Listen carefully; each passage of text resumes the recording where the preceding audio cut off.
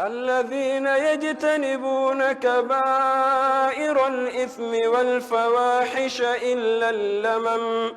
إن ربك واسع المغفرة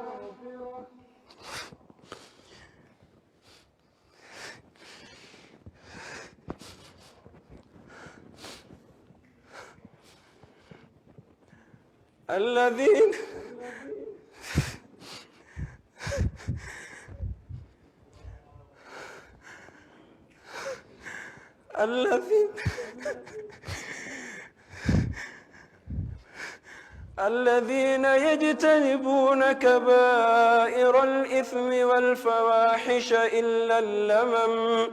إن ربك واسع المغفرة هو أعلم بكم إذ أنشأكم من الأرض وإذ أنتم أجنة في بطون أمهاتكم فلا تزكوا أنفسكم هو أعلم بمن اتقى أفرأيت الذي تولى وأعطى قليلا وأكدى أعنده علم الغيب فهو يرى أم لم ينبأ بما في صحف موسى وإبراهيم الذي وفى ألا تزر وازرة وزر أخرى وأن ليس للإنسان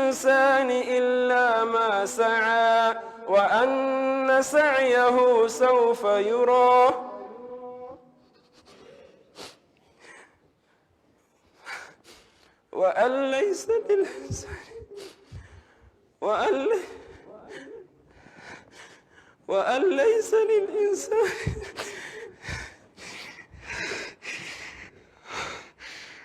وأن ليس للإنسان إلا ما سعى وأن سعيه سوف يرى ثم يجزاه الجزاء الأوفى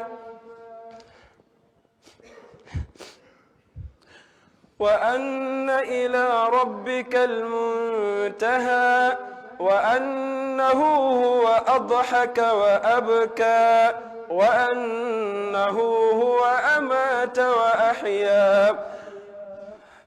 وأنه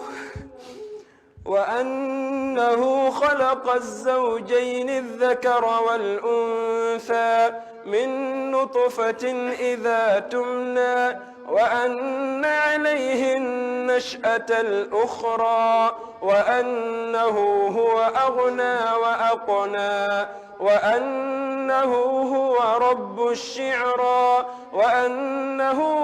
أهلك عادا الأولى وثمود فما أبقى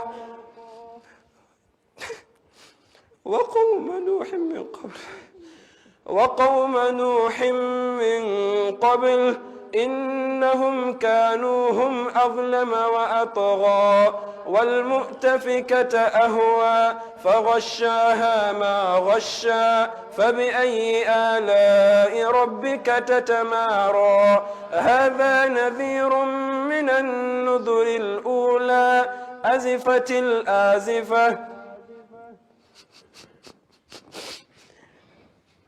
هذا نذير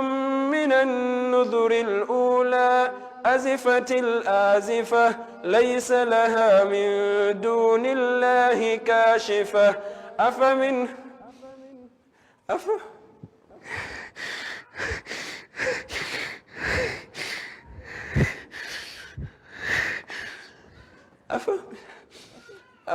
هذا الحديث تعجبون وتضحكون ولا تبكون وأنتم سامدون فاسجدوا لله واعبدوا